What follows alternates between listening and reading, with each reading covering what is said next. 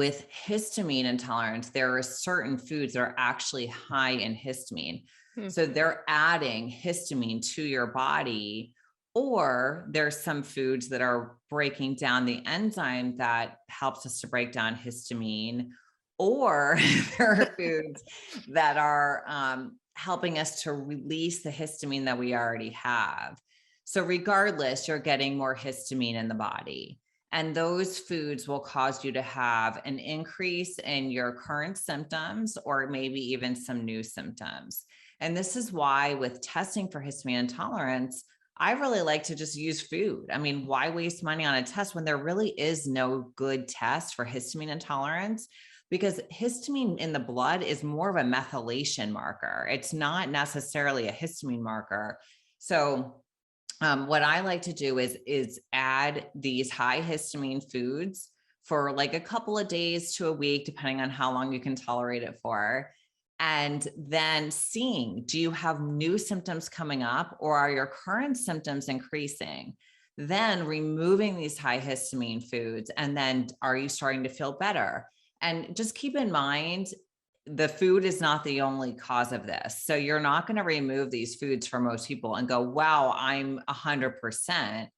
But you want to just look for the needle to move. Dr. Becky Campbell, welcome to the Root Cause Medicine podcast. Thank you. I'm so excited to be here. I am so excited. I'm fangirling over you. I have your book behind me that you sent me. We've been social media friends for a while. And today we're going to talk about histamine, the 101 around histamine, which is actually perfect timing because at the time of recording this here in the Northwest, we're just getting our summer. And so everything is blooming and all my neighbors are cutting their grass. So histamine is a big topic, but I'm also in the middle of recording estrogen videos and histamine comes up a lot for estrogenic symptoms. So we're going to ask all the questions and pick your brain. Yes, let's do it. Before we get started, though, for those who don't know you and know you is for your expertise, give us a little background, who you are, what you do, what you stand for. Okay, so I'm Dr. Becky Campbell, and I started with functional medicine like most functional medicine practitioners because I was sick and could not find answers to my health issues. And it was years of looking until I finally figured out I actually had a thyroid issue. And because I never had a full thyroid panel, of course. And then I did and finally realized that was, one thing going on with me. And then that was while I was in school. So of course I kind of redirected what I wanted to focus on because of, learning how gut health and diet and, stress and hormone health all relates to how you're feeling. So then I probably 10 years later started to learn, because I knew I was feeling better, but I wasn't feeling completely better. And I had weird symptoms, symptoms that everyone would just brush off because nobody knew what they were, including myself. And I started to learn about mast cell activation syndrome and histamine intolerance. And, then realized I actually had mast cell activation syndrome and histamine intolerance, and you don't have to have both. But I do have both. And so I learned a lot about that. And so when I was teaching a lot of people about thyroid initially, I really started to dive into mast cell activation syndrome and histamine intolerance because nobody was talking about it, and I knew that there had to be tons of people suffering with this and not understanding at all what was going on. And most likely their doctor didn't know either. So that's kind of been my primary focus, but I work, with functional medicine. We work with everything. Everyone thinks I only know histamine or whatever, but no, we work with everything. And we really just look for the underlying cause of it all. So that's kind of what got me to this. And then I love writing and I love being creative and I love, infographics and stuff. So I wrote a couple of books. I'm on my fourth book now. That's my fourth book is actually going to be released later this year, but my third book that just came out is a follow-up cookbook to my original histamine book. So you are a busy girl. Yeah, I am. If I'm not super busy, I'm bored, I guess, which is weird because I have 3 kids and, but you know how it is. A full life. Well, I am excited to use you for your histamine expertise today because I think a lot of people, myself included back in the day, only associated histamine with typical allergies, seasonal allergies, things like that. So can you just give us the 101, first of all, what is histamine and what does it do in the body?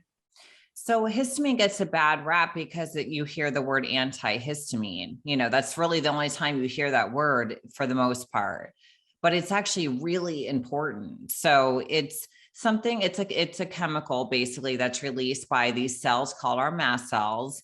And when our body senses some type of danger, so an allergen or some potential pathogen like a virus or bacteria, our immune system goes into action. And so our mast cells start releasing these inflammatory chemicals, and histamine is one of them. So that allows our body to kind of get in there and find the pathogen and attack it. But histamine is also involved in digestion, and it's involved in, delivering messages between the body and the brain. So it's really, really important. The problem with histamine is not histamine. The problem is when you can't break down histamine once it's done its job. And it's very close to, you're like the estrogen queen in my eyes. So it's very close to that. Like, it's not that we don't need it, it's that we don't need the excess amounts of it.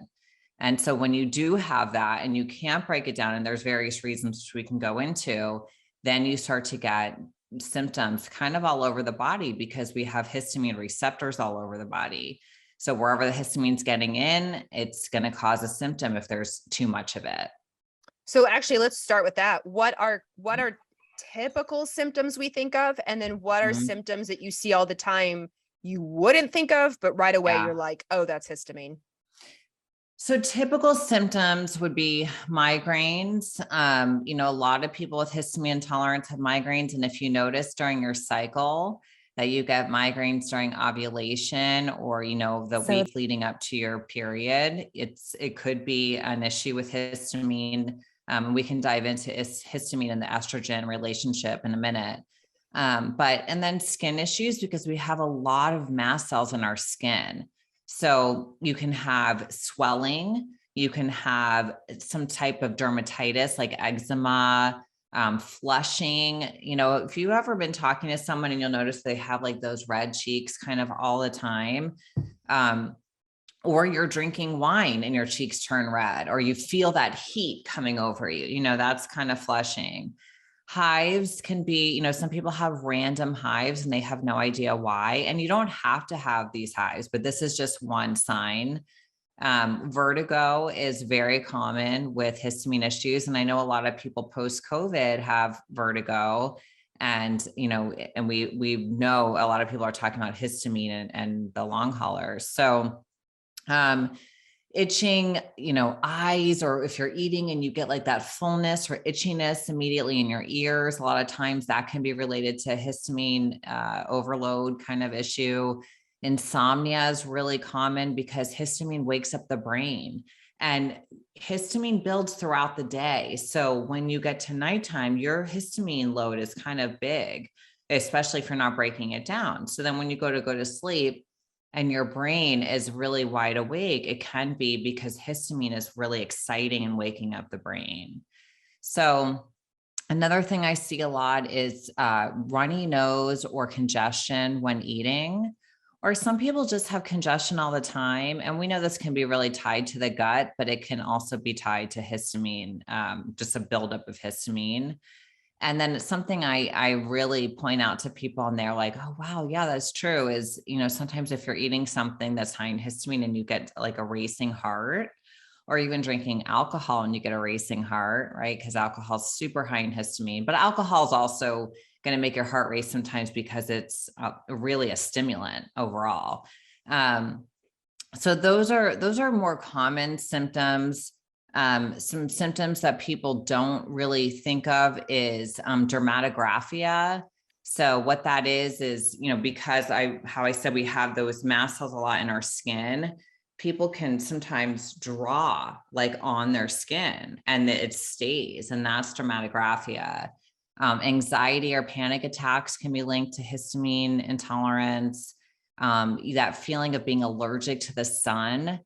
People say I'm allergic to the sun, and actually they kind of are, and that can be a histamine issue. Or you can have an issue where when you're in really cold weather or really hot weather, your mast cells it's called degranulation. So they start dumping these inflammatory chemicals, and you can feel really out of sorts when you're in cold or hot weather. So I think that those are probably some, symptoms that may not be noticed or talked about as much as the others. People are listening to this going, oh crap, that's me. I Mhm. didn't realize I didn't realize Yeah. that's what I probably have. You mentioned it's histamine inability to break it down. How does the body break down histamine? How do we get rid of it? Yeah, so we use different enzymes. So the main enzyme we talk about is the DAO enzyme, which is mostly produced in the lining of the gut. And a lot of us have issues with our gut. So whether it's leaky gut or bacteria overgrowth or yeast overgrowth, parasites, whatever it is, that can cause us to break down that enzyme that helps us to break down histamine. We can have genetic mutations in our DAO enzyme. So, and genetics are maybe 25% of the role that, everything with genetics is maybe about 25%, right? You can kind of overcome some of it. Mhm. But a lot of people do have that SNP in that enzyme, a couple of different enzymes actually, that break down that are genetics, with genetics, like the MTHFR gene mutation is very common. So you're not methylating well, you're not able to push things out of the body well.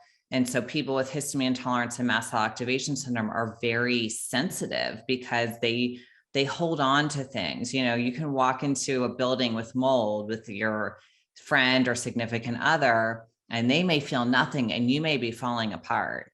And that all has to do with how well you get it in and push it out. So people with histamine intolerance and mast cell activation syndrome tend to be very sensitive. So, those are just some like key things to look for. So speaking of the gut, and you mentioned foods earlier or alcohol, like Mhm. what is the difference, or how do you tell the difference between it's a histamine intolerance versus like a food intolerance or even a food Yeah. allergy? How do you know? So I think that most food, let's say sensitivities, like food allergies are one thing. That's you eat peanuts and you're in anaphylaxis and you need an True. EpiPen, Yeah, right? true. Yeah. So most people, when we talk about food allergies, we're really talking about sensitivities, and people are doing these food sensitivity tests. And I don't love that approach because I think that most food intolerances, I guess you could call them, come from poor gut health. Mhm. So what we do in practice is we always check the gut first. We remove like the big hitters, with everybody that we know they're going to cause inflammation in the body. But, what we find is that if you check the gut and make sure that you work on the gut first, you then can tolerate a lot of foods. So that's a food sensitivity. It's your body is kind of not really, and those food sensitivities can change, right? So it's really like, about gut permeability. So your body may see a food, think it's a foreign invader, tag it and attack it, and then that's going to give you a reaction. But again, that tends to be more linked to gut permeability issues. With histamine intolerance, there are certain foods that are actually high in histamine. Hmm. So they're adding histamine to your body, or there's some foods that are breaking down the enzyme that helps us to break down histamine, or there are foods that are helping us to release the histamine that we already have. So regardless, you're getting more histamine in the body. And those foods will cause you to have an increase in your current symptoms or maybe even some new symptoms. And this is why with testing for histamine intolerance, I really like to just use food. I mean, why waste money on a test when there really is no good test for histamine intolerance? Because histamine in the blood is more of a methylation marker. It's not necessarily a histamine marker. So what I like to do is add these high histamine foods for like a couple of days to a week, depending on how long you can tolerate it for. And then seeing, do you have new symptoms coming up, or are your current symptoms increasing? Then removing these high histamine foods. And then are you starting to feel better? And just keep in mind, the food is not the only cause of this. So you're not going to remove these foods for most people and go, wow, I'm 100%, but you want to just look for the needle to move, right? So if that is the case, you most likely have a histamine intolerance. And for a while you're really looking for the underlying cause, you're going to remove those foods. So do you want me to go into what the foods are? I was just like, so can you give us a list? Yeah. So so in my books, I have a yes, no, and maybe list, because I really don't want to have people eating 3 foods, so the no lists are the big hitters. So I'm going to go over mostly that right now. So that would be alcohol, unfortunately, because it's fermented, and fermentation causes that bacteria that produces histamine. And then so fermented foods like sauerkraut and, all that type of stuff. And this is when, you go on that keto diet, or you go on just people talking about eat fermented foods are really good for your gut health. And they are, but you do terrible with that. And that may be a sign you need to look into histamine intolerance. So fermented foods, vinegars, anything in vinegars. So like, they put artichokes in vinegars, which artichokes are actually a low histamine food, but put it in vinegar and it's not. Olives, that type of stuff, pickles, any of that kind of thing. And there is a scale with vinegars. So like white distilled vinegar and apple cider vinegar are lower on the scale. And so I do have people try those. And then like balsamic and red wine vinegar are typically at the top. So, and then some citrus fruits, and some people will do really well with lemon, but they'll do terrible with oranges. So, those, again, I have you try. Everyone hates when I say this, but avocado. Avocado. No. I know it can bother you. So one thing that used to happen to me is I would eat avocado and I would get this like crawling sensation on my scalp. And I'm like, what is that? And I thought at one point I had a brain tumor. But that was just a sign of my histamine intolerance. So spinach, if you're making those smoothies and you're putting strawberry, banana, spinach, and whatever, and like bone broth protein, you're feeling weird, those are all high in histamine. So spinach, strawberries, bananas, and then there's like, some spices, cinnamon, curry, those are kind of the biggest ones. So those are like the things I'm concerned about the most. Some people do tell me, they're like, I'll talk about collagen and like bone broth. Again, we had the big bone broth movement and the collagen movement. And those are great. They're really great for a lot of people. But the people were telling me, like, I put a scoop of, whatever brand collagen in my tea or coffee, and I was getting bad dandruff or itchy scalp or whatever. I removed it and it went away. Well, it's aged, so anything aged. So when you talk about meat, and I am definitely not against meat, I eat plenty of meat. You just want it to be fresh. So you want to literally talk to the companies you're getting it from. Let's say you're using Butcher Box, which is a really well-known company, right? You want to know how long from slaughter of the animal to freezing did you let the meat sit, right? And I do really like that company because they do have a very fast process. And then you need to let it thaw and cook it. And then you need to refreeze like leftovers, because with meat, the longer it sits, the more histamine it's releasing. So this is why cooking things in the slow cooker are not a good idea. And why my new book is all Instant Pot, because it's very quick. So if you're cooking things really quickly, you're not getting all that histamine release. So that's just something really important to know. And that's why people don't do really well with leftovers. So if you have, let's say you make, I don't know, chicken salad or whatever it is, and you are leaving that in the fridge for 4 days and eating off it, you're probably going to have an issue. And I can say that that's one of the things that clears up the quickest. Once you get to the root of it, you can start to eat leftovers. Like I eat leftovers all the time, but there was a time where I had to freeze everything and take it out right before I cooked it. and all that. So there's, and that's what I walk you through in my books. I walk you through like how to get from step 1 to step 5, like, and feel okay again. But yeah, those are kind of the biggest pointers I have with food. And the leftovers is because of the development of histamine, right? In the bacteria of the food. Yeah. Even though it's not E. coli, it's totally normal, typical bacteria. Yeah.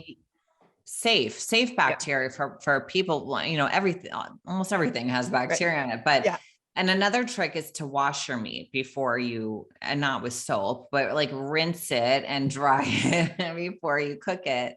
And that can help rinse off some of that bacteria too that's been sitting there. You're crushing dreams right now. All the people who are listening to this with their strawberry, spinach, avocado smoothies, they're sipping on their bone broth. I used to drink that smoothie every day. And bone broth, I do have to say that in my first histamine book, I do give a low histamine bone broth recipe because I like soups. So, and I use bone broth as the base. But if you just cook it in the Instant Pot for 2 hours versus cooking in the slow cooker for 24 hours, it's a huge difference. Huge. So a lot of people can tolerate that. All right. So now let's say somebody's listening to this. We're all listening to this going, oh crap, that's me. Once you start to put the puzzle pieces together of, I do eat these foods, I am getting these symptoms, I didn't realize how they go hand in hand. Then what do you do? Then what do you do with this? Do you eliminate these foods forever? Are there ways you can support breaking down histamine? Is this where we get into the gut health support? Yeah. So there's a lot of different underlying causes of this. So mast cell activation syndrome is one. Let's go into that because I'm hearing that, of course, a whole lot lately. Yeah. And I'm seeing it more in social media. I'm obviously learning about it more in conferences. You talk about it. What does that mean? So basically, mast cell activation syndrome is where our mast cells are supposed to release these inflammatory chemicals when there's a real threat, like a pathogen. What happens with mast cell activation syndrome is they become very nervous and they release chemicals under things that really aren't threats, not necessarily, like cold weather or a smelling a perfume, which actually kind of is a threat, but you know what I'm saying. So they're very, you can be very sensitive to chemicals where other people don't even smell what you're smelling or anything like that. So with mast cell activation syndrome, you're much more sensitive. Your mast cells are much more sensitive. They release these inflammatory chemicals. Histamine is one of them, in response to whatever they are perceiving as a threat. And they perceive more things as a threat than actually are. So they're dumping these inflammatory chemicals at times when they really don't need to. So that's kind of the best way to explain what mast cell activation syndrome is. And just so you know, you can have mast cell activation syndrome without a histamine intolerance because histamine is one chemical that it released, mast cells release. There are other chemicals. So you may be okay with histamine, but I don't see those two separate very often. And then besides that, you can, all the gut issues that we talked about. And then vitamin deficiencies even. So like vitamin B6, it really helps to DAO, that enzyme, to break down histamine. Copper and vitamin C help to produce that DAO enzyme. But I really caution against taking copper without knowing if you need it. Have testing done to know if you need to take copper, because a lot of people have copper, too much copper, so especially with like the IUD and like the different ways we can get copper overload. So, irritable bowel disease, again, you're having that lining of the gut is in trouble. So you're not going to produce enough of that enzyme that breaks down histamine. Then those gene mutations that we talked about. Mold is a huge trigger for histamine intolerance or mast cell activation syndrome, because mold is a threat and our mast cells are going to dump a ton of histamine when you're around mold. And then EMF exposure, I've really found a lot lately that EMF exposure really aggravates those mast cells. And so those are kind of the main things. Estrogen dominance. So estrogen dominance is a really big hitter. And I see this all the time. we do the Dutch test in my office, and we always are looking for the underlying cause of whatever it is that they come to us for. But when it's a histamine intolerance, and I would say probably, I don't know, 60 to 75% of people have estrogen dominance that have histamine intolerance. So, and do you want me to go into Yeah, I was like gonna why? say, explain why. Yeah. So, okay, there's histamine and estrogen can actually bind to the same receptor site. So when histamine binds to the receptor site, you get histamine in there. But when estrogen binds to that H1 receptor site, which is on the mast cells, it can cause an increase in histamine release. So then when we have estrogen dominance, so when that estrogen is not being cleared out properly, they're going to have more histamine being released. So we have these patients or people we talk to that have a lot of estrogen, and they don't clear it properly. So they're releasing a lot more histamine than someone who doesn't have that issue. So, and then this can give you a lot of symptoms, and it can really, a lot of people will have some symptoms really dominant during ovulation and that week before their period. But then when you have the estrogen dominance, if this is what's driving it, you can actually have it all the time. And then you might notice just even worse during that time. And I think this is huge too, because a lot of practitioners don't ask about that pre-ovulatory or ovulatory time. We all focus on PMS. How's your PMS? Right. How's your period? How is it the week before your period? But I find, you probably do too, being in the hormone realm, the amount of comments and DMs I get from women who say, oh my gosh, nobody ever asked me about the middle of my cycle. The middle of my cycle is Right. awful. I get I have whatever their symptoms are, let's say migraines or hives or allergy type symptoms or whatever it is. They're like, oh, I get it once and then it goes down and then I get it again. And I'm like, does it follow your cycle? Yes. Yeah. It's very estrogen related. And we aren't taught that our estrogen, in order to ovulate in the middle of our cycle, we have to have a big estrogen surge. It's a normal physiologic response. So we get this huge estrogen surge, but if we don't clear it, or if we have, what did you describe? Sensitive mast cells, delicate mast cells, like a bubble that pop very easily, then we're more prone to all these histamine symptoms with it. It's very true. Yeah. And I see a lot of bladder related symptoms too with histamine and mast cells, because we have a lot of mast cells around our bladder, around our lungs. So this is why asthma can be connected to it. This is why post-COVID, some people can have breathing issues long-term, but a lot of people have like a really irritable bladder. And we have a lot of mast cells in our bladder. So if we're constantly releasing those inflammatory chemicals, we're going to have that irritated feeling in the bladder a lot. Which is really common for women, men too, quite honestly, for everybody. But nobody thinks to ask. And if you've had it for a long time, it becomes your normal, right? So you just think, I have an overactive bladder. I have a very sensitive bladder. I am just prone to this bladder irritation, especially if it's like ever since kids, like, well, I've had this bladder irritation ever since kids. And so you get blown off, and that's not fair. So I love that you're bringing this up. Yeah. Yeah. We see a lot of it in our practice too. And we see a lot of that tied to gut issues too, with the bladder being really irritated and they're getting constant UTIs. And then they also have gut infections. And then when we clear up one, we can kind of clear up both. Which makes it really nice. Actually, speaking of your practice, let's say somebody comes in, like, what is your typical workup? If somebody were to come into your practice, they're listening to this, or they've read your books or follow you on social media, and they're like, all right, enough's enough. I need to get worked up. Like, how do you start? What can somebody expect?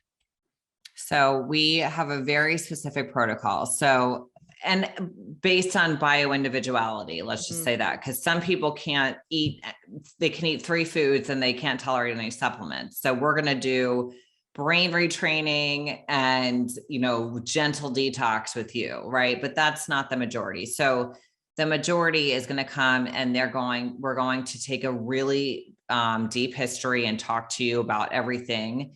And then we will typically put someone on some support for the liver. Because we know that they don't push toxins out well. We're probably going to teach them about gentle detox, methods like, let's say, dry brushing, castor oil packs, Epsom salt baths, whatever, infrared saunas. And then while they're doing that, while they're getting their liver kind of ready, like, woo, we're going to start working good now, then while they're doing that, we're also reducing the high histamine foods. This is if they are histamine intolerant or mast cell activation syndrome patient.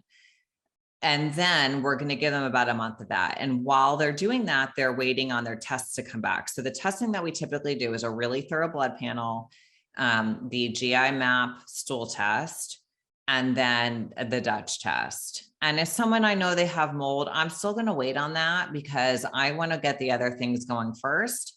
I don't do 5, 6, 7 tests at once. It's ridiculous. I don't know why people do that, but you can't work on all that stuff at once. So why would you do all that at once?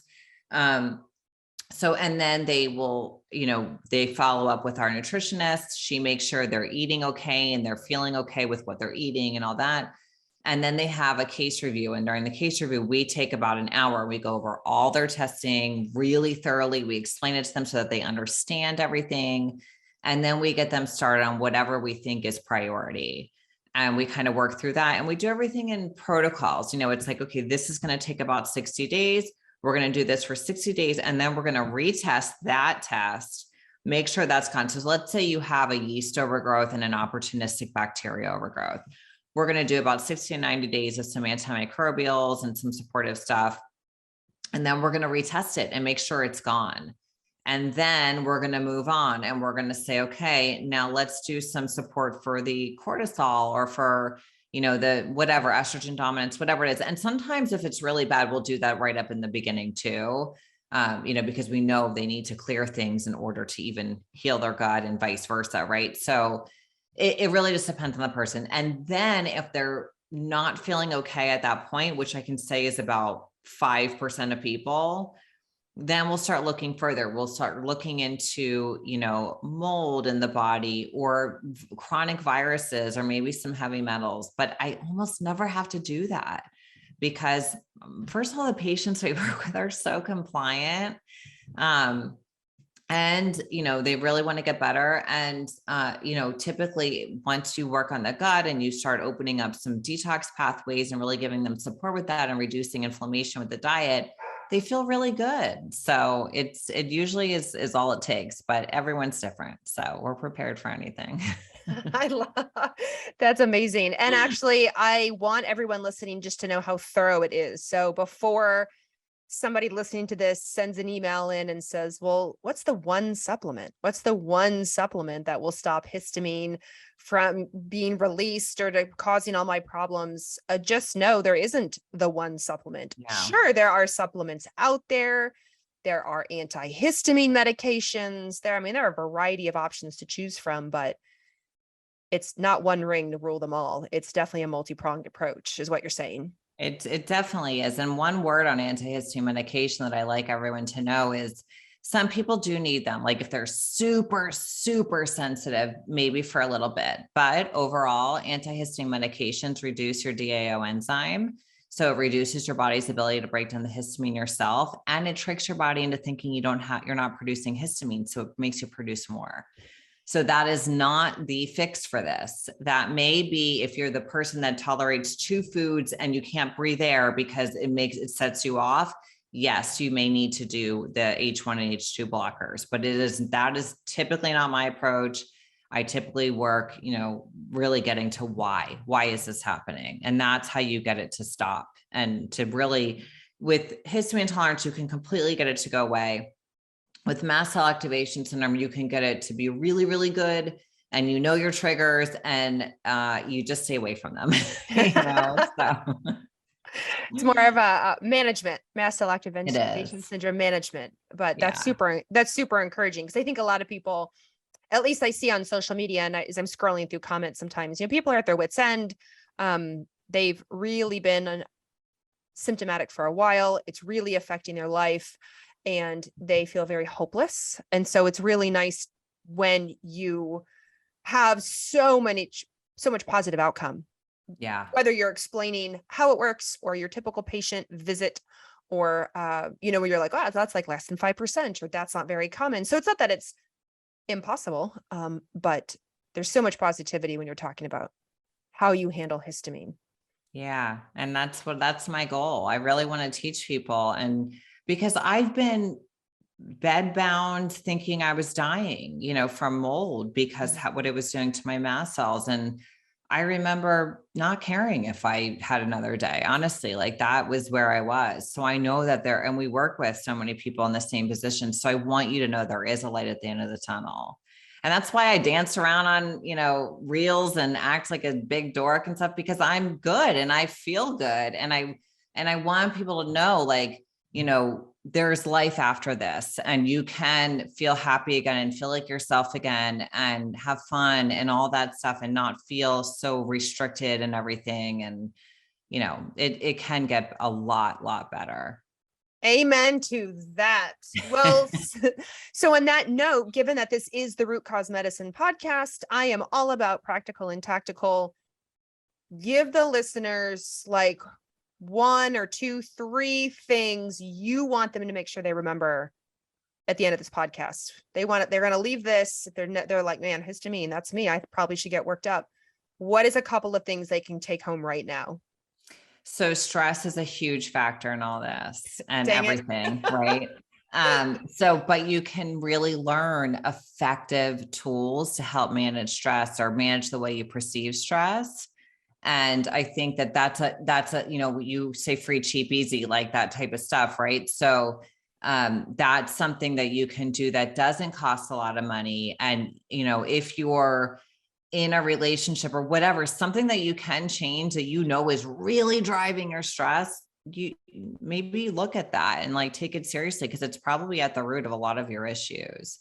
And, going low histamine with food, it doesn't have to be forever for most people, but the reward is so great. So just try it and see how you feel. And if you go into it with more of a positive, outlook, you're probably going to do a lot better. And just kind of think about the foods that you can have versus the foods that you can't have. That can be really helpful. And just take it one day at a time, and you really can get better. And this is with my first book. So we mentioned my Instant Pop book, but I have my first book. So this is like the little roadmap, right, to histamine, the 4-phase histamine reset plan. I really go through and I say, if working with a practitioner, do this. If doing this alone, do this, because I know not everybody can work with a practitioner. So I give you as many tools as I can to do on your own. And then if you are working with a practitioner, like things to think to ask them for. That is brilliant, because we just know, unfortunately, in the way of the world, sometimes it's not always accessible or affordable to work with a practitioner. So the fact that you do put so much free content out there, and the fact that you have this book with those options is amazing. So how can people find you? Where can they learn more from you? Where do they buy your books, your podcast, all the things? So drbeckycampbell.com is my website. And I do have a podcast called the Health Babes Podcast. We talk a lot about different stuff, but we do hit histamine a couple times. And then I'm very active on Instagram, just at Dr. Becky Campbell. And those are probably the biggest places you can find me. My books are all on Amazon or any place that books are sold. And that's it. And her podcast is wonderful. I've been a guest. I highly recommend she it. Has. She was a very popular guest, I have to say. And I love that I can have you on the Root Cause Medicine podcast. So Dr. Becky Campbell, thank you so much for being on today and laying all the groundwork for histamine. I know I'm going to have you on again. I know there are going to be a lot of questions about next level stuff around histamine as people are starting to take what you've said, apply it to their life, and realize that, oh no, histamine really is a problem for me. So thank you. Yeah. Thanks for having me. And thank you everybody for listening.